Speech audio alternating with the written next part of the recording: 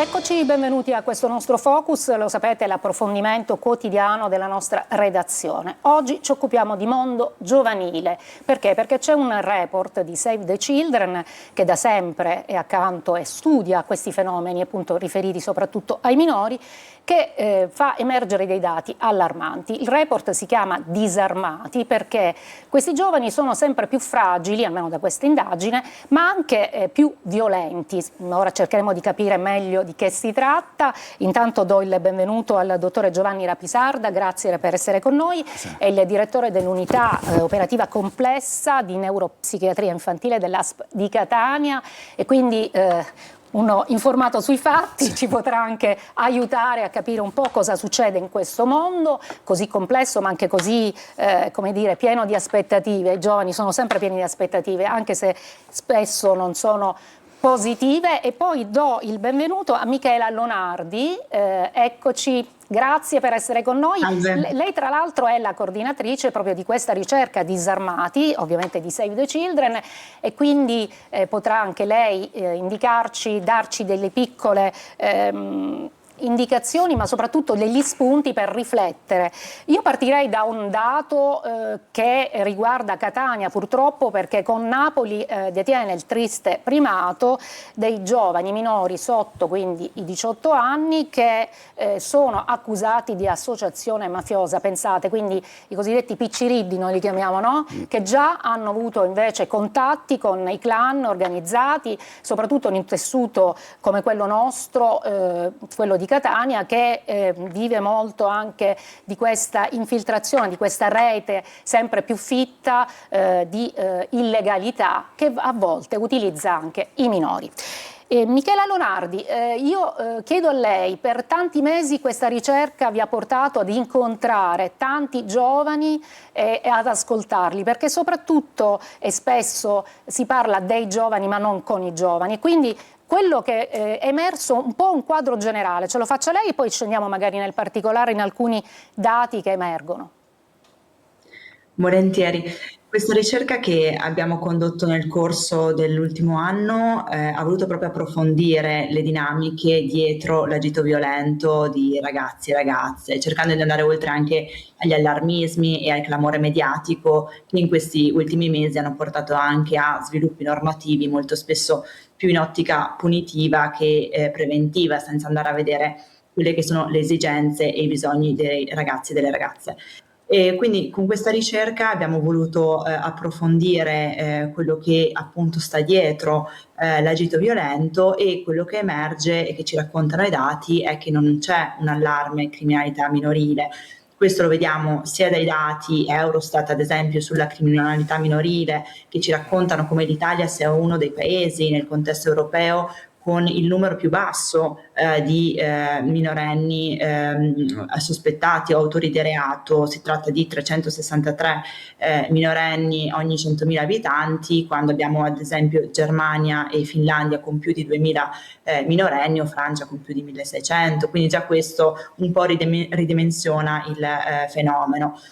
Anche i dati sulle segnalazioni dei minorenni agli uffici di servizio sociale per i minorenni, appunto, da parte dell'autorità giudiziaria nell'ultimo ventennio sono calati, passando da 23.000 segnalazioni nel 2014 a circa 14.000 e qualcosa nel 2023. Quindi questo già ci racconta che c'è una diminuzione, ecco, del fenomeno.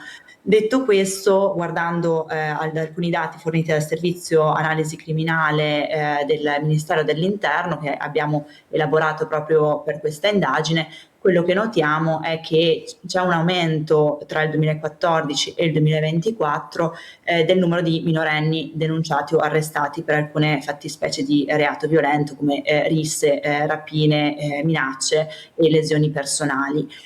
Alla luce di questo, però, quello che emerge, come ci racconta anche il titolo di questo rapporto, è che siamo di fronte a ragazzi e ragazze spesso disarmati nel senso che quello che ci raccontano è di vivere una situazione di ampio svuotamento affettivo, svuotamento relazionale, vivono in un contesto di fragilità e disagio di fronte ad una famiglia che molto spesso risulta assente e distante, una scuola non in grado talvolta di rispondere a quelle che sono le esigenze di ragazzi e ragazze che vanno oltre l'ambito scolastico, ma che si esprimono anche all'interno di questo, e un mondo violento che gli stessi ragazzi ci raccontano come violento, segnato da conflitti e di conseguenza ecco, un mondo da cui difendersi. Questo è diciamo, un quadro generale all'interno del quale noi ora scenderemo un po' più nel particolare. Dottore Rapisarda, questo disagio, questa fragilità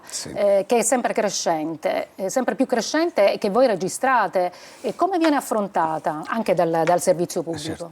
Sì, noi assolutamente registriamo un incremento rispetto alla tendenza che sottolineava la ricercatrice sulla violenza minorile, sull'allarme eventuale di criminalità minorile. Noi invece registriamo un incremento sempre più crescente, quasi più del doppio rispetto a qualche anno fa, degli eccessi ai servizi di salute mentale da parte di ragazzi e adolescenti. Si sta abbassando addirittura l'età d'esordio delle patologie psichiatriche. I nostri pronto soccorsi sono spesso affollati da ragazzi e ragazze che presentano disturbi sia di tipo esternalizzante, molto importante come disturbi del comportamento, ma anche autolesivi, tentativi di suicidio, che corrispondono con quello che diceva la ricercatrice, con quel vuoto esistenziale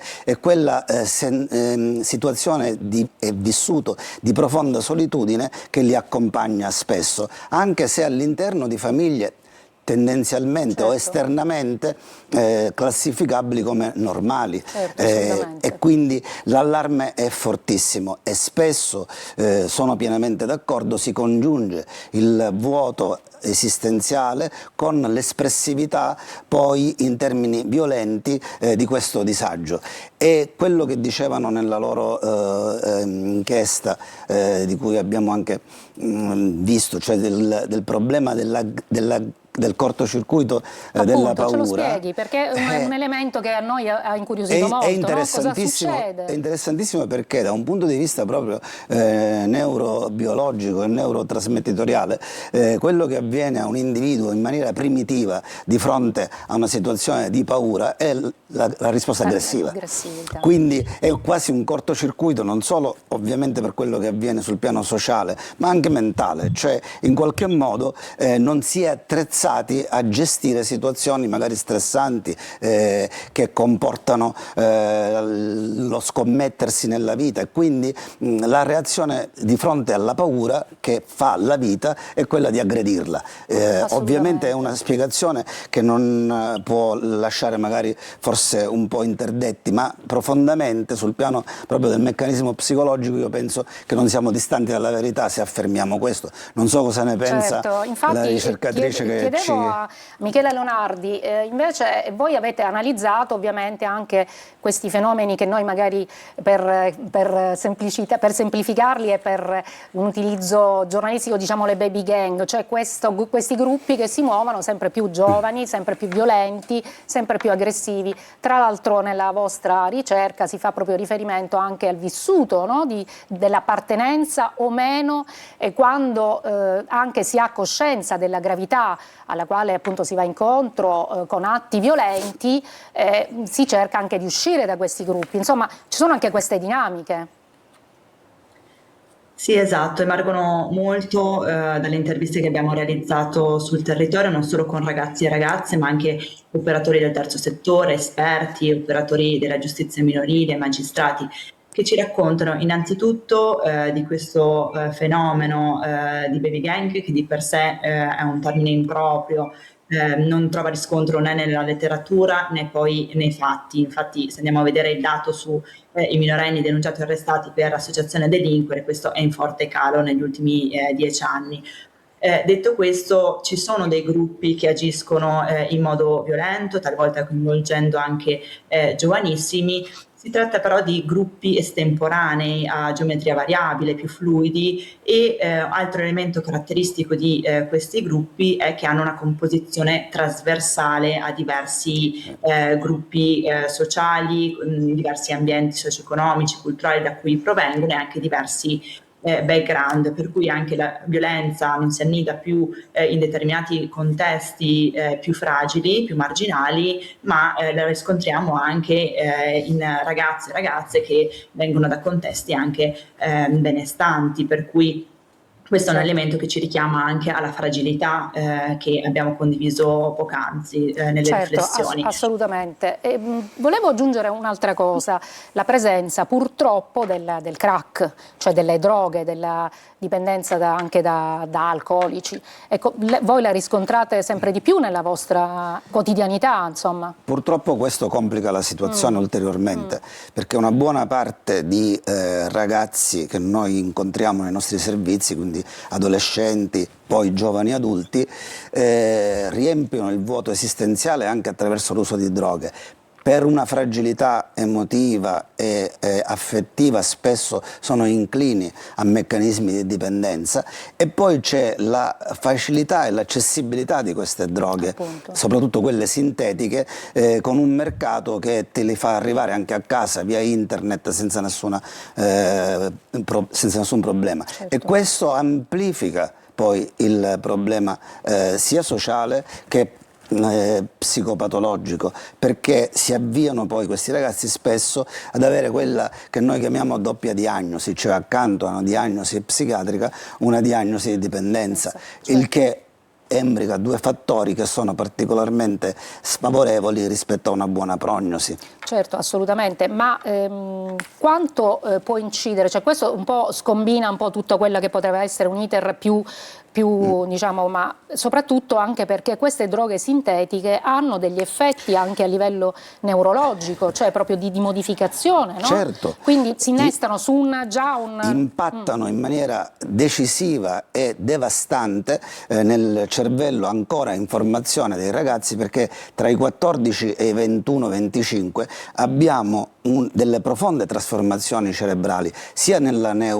organizzazione, nella neuroanatomia, nella neurofunzione, quindi di queste cellule cerebrali, e quindi nella fase di trasformazione diventano ancora più vulnerabili, e quindi in questa fase di vulnerabilità inserire droghe, alcol, significa devastare questo cervello, che anche viene influenzato da altre dipendenze non liquide e non chimiche, come certo. possono essere anche la dipendenza dai device, cioè da internet, Certo, assolutamente, perché infatti, incidono assolutamente in maniera negativa, anche poi con disturbi del sonno e con una serie di conseguenze a valle. L'altra cosa che dobbiamo dire, per esempio, io ho letto una ricerca, un'inchiesta più che altro fatta da un quotidiano nazionale proprio in questi giorni, in cui si è visto attraverso le acque reflue, le indagini sulle acque reflue, che il consumo più elevato, soprattutto nelle grandi città, è quello di chetamina. Abbiamo avuto anche il dato che Bolzano, che sembrava potesse essere qualcosa di assolutamente estraneo a questi meccanismi così più magari appannaggio delle grandi aree metropolitane, invece vede il maggiore consumo di droghe. Ma quello che dicevo è la chetamina, che è un anestetico che dissocia e che quindi dà questo, e che i ragazzi usano abbastanza frequentemente, e perché se lo procurano via internet in maniera molto facile. Dark web, questa infinita possibilità. Poi ovviamente se lo scambiano, magari qualcuno se lo vende. Assolutamente. Infatti proprio uno dei capitoli di questa ricerca fa proprio riferimento a quello che diceva lei, ai social, a tutti questi mezzi che ovviamente i giovani utilizzano e che diventano anche occasione per fare appunto le famose sfide, cioè veicolano un po' tutti questi messaggi anche di violenza, no? Che amplificano questa violenza. Anche questo è emerso dal dato, Michela Lonardi.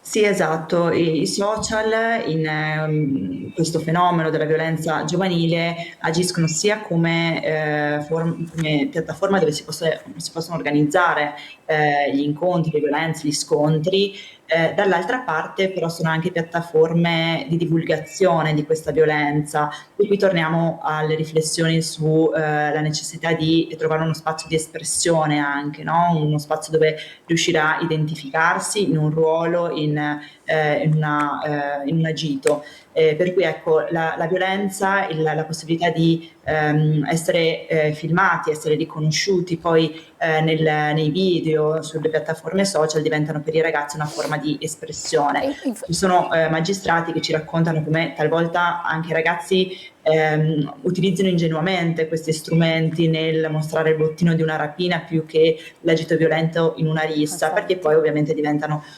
prove che possono anche andare contro di loro, quindi qui si capisce proprio l'ingenuità talvolta che c'è nell'agito violento. Nello stesso tempo anche come dire, il desiderio di affermarsi, cioè io divento visibile se appunto compaio in questi video, comunque mi faccio vedere, anche quello fa parte in questa fase, no? Adolescenziale, nella quale diciamo che se c'è questa modalità così estrema di cercare di farsi vedere, noi come nel nostro mestiere andiamo a cercare primitivamente cosa è successo. Evidentemente sono magari ragazzi che quando erano bambini non si sentivano sufficientemente visti e cercati, e quindi e poi nel continuum della loro esistenza, e quindi hanno trovato una modalità così estrema, così discutibile, ovviamente assolutamente diciamo non condivisibile, per affermare la loro esistenza. Certo, ma senta, nella sua esperienza da clinico, cos'è che manca a questi ragazzi? Perché voglio dire, apparentemente potrebbe sembrare che hanno tutto, ma di fatto poi cos'è che... Ma secondo me manca fondamentalmente la possibilità di essere ascoltati attentamente dagli adulti e di avere uno spazio per esprimersi con chiarezza, con serenità, con sincerità e con la certezza di essere ascoltati prima che giudicati, anzi di non essere affatto giudicati, ma di essere prima di tutto compresi, che non significa giustificati, significa in qualche modo mettere in campo tutte quelle componenti che riescano a creare un contraddittorio anche rispetto alle contraddizioni dei ragazzi, metterli di fronte ai loro sbagli, ma senza un atteggiamento giudicante, ma comprensivo e di accompagnamento. Io dico sempre che gli adulti, e soprattutto i genitori, debbono marcare le differenze, non debbono fare gli amici dei figli, oppure imitare e scimmiottare i figli. Marcare le differenze perché aiutano i figli a identificarsi, ma accorciare le distanze, cioè essere i più vicini possibile ai ragazzi per accompagnarli in un percorso in cui alla giusta distanza gli adulti e gli adulti significativi sono indispensabili. Guardi, io per documentarmi proprio su questi dati, su questo mondo, leggevo appunto anche che molte volte gli adulti, soprattutto anche a livello proprio genitoriale, quindi i genitori, più che chiedere cosa sei, cosa fai, e quindi qual è la cosa che tu, cioè questa ricerca di essere sempre più performanti, sempre più bravi, cioè che può innescare anche meccanismi di mortificazione quando il ragazzo non raggiunge i livelli, non si sente, cioè ci sono anche questi meccanismi che poi portano a questi atti devianti, diciamo. E questo può essere anche in tutte le famiglie, non solo le famiglie che non ci sono assenti, ma anche in quelle che forse sono troppo presenti, no? Sì, certo.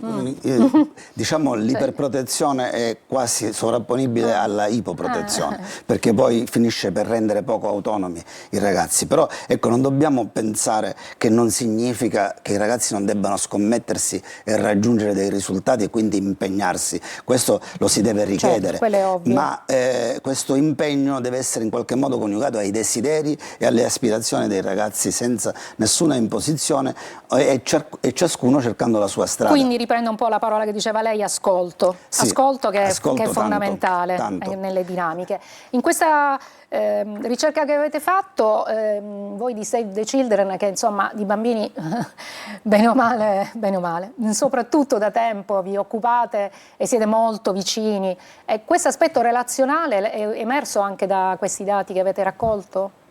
Cioè questa ricerca, questa necessità insomma dei ragazzi, ve lo chiedono, ve lo esprimono?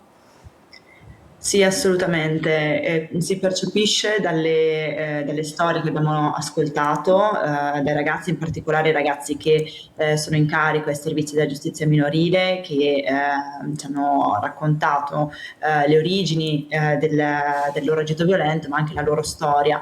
E da queste storie traspare ampiamente questa richiesta, diventa diciamo evidente quando si parla poi con gli operatori, gli assistenti sociali, con gli psicologi che abbiamo ascoltato, che ci raccontano che molto spesso i ragazzi arrivano da loro ed è il primo luogo dove si sentono realmente ascoltati, è il primo luogo dove non si sentono giudicati, come si diceva poc'anzi, e molto spesso cercano anche di ritrovano in queste nuove dimensioni, in queste nuove strutture diciamo una forma di famiglia, quindi se non hanno una famiglia forte, diciamo, alle spalle, bensì segnata da fragilità, molto spesso anche da violenza intrafamiliare, riescono a trovare in queste figure, dagli educatori, dagli operatori della giustizia minorile, quelle figure di adulto che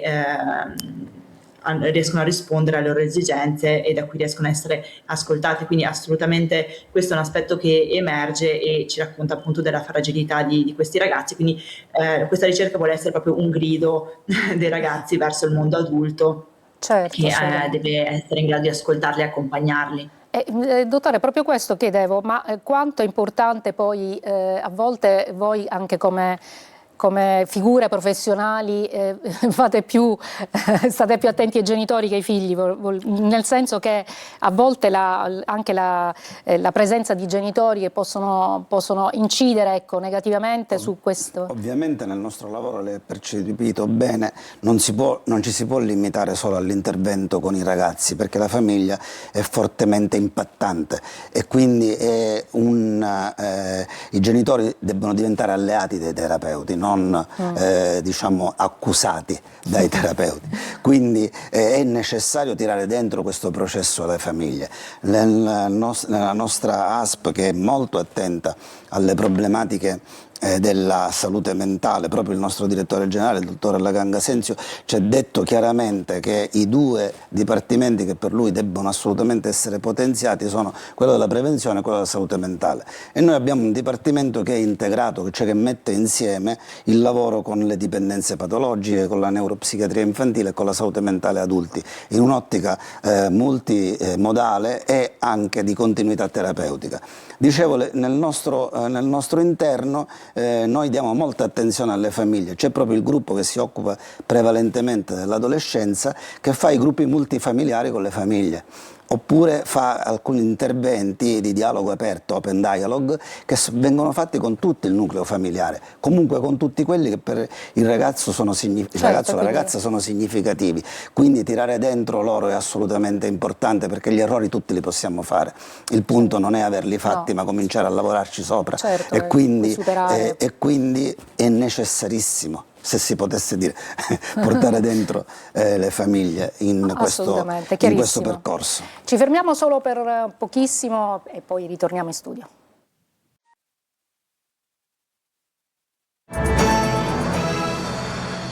Eccoci, siamo in studio, oggi ci occupiamo del report di Save the Children Disarmati. C'è un dato che emerge, lo dicevo all'inizio: Catania e Napoli appunto detengono questo triste primato di avere più minori accusati di associazione mafiosa. Chiedo a lei, Michela Lonardi, questo è un altro dato che insomma caratterizza questo vostro studio?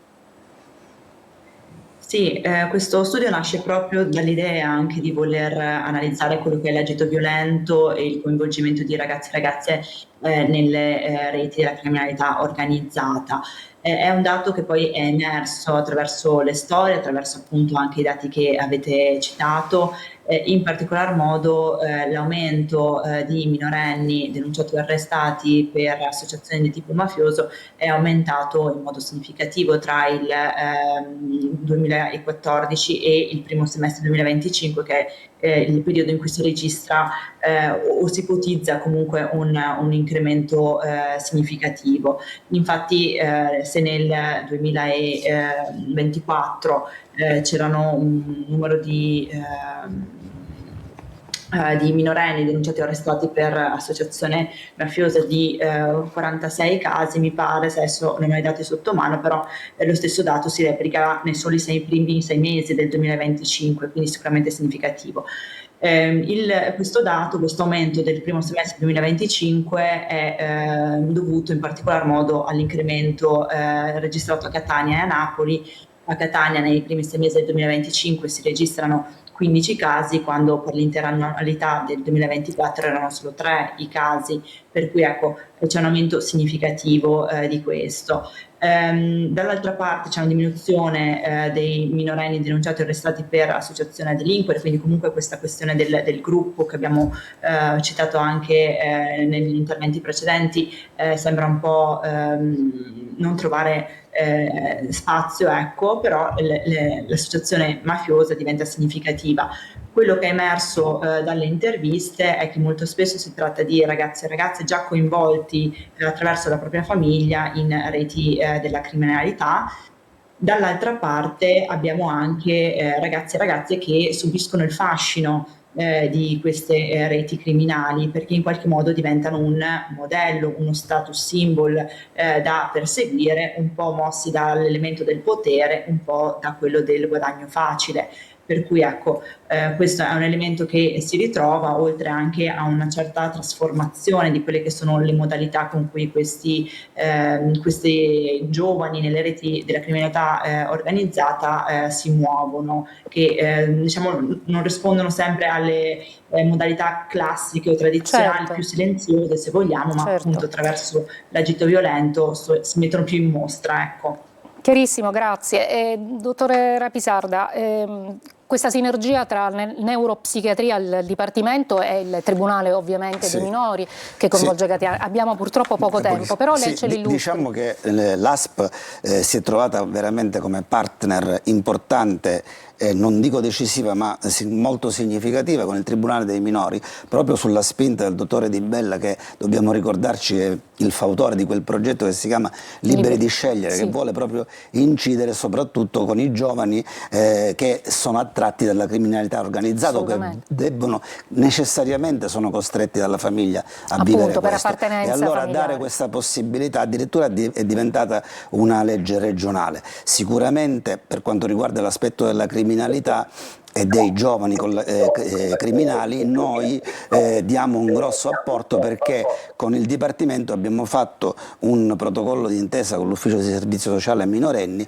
e quindi c'è una percentuale di ragazzi che hanno un procedimento penale che sono seguiti in collaborazione tra ASP e servizi della giustizia Quindi minorile. insomma c'è la copertura, diciamo, e l'attenzione. È compresa anche la nostra presenza nelle carceri, ecco, negli istituti penali minorili. Quindi insomma Sì.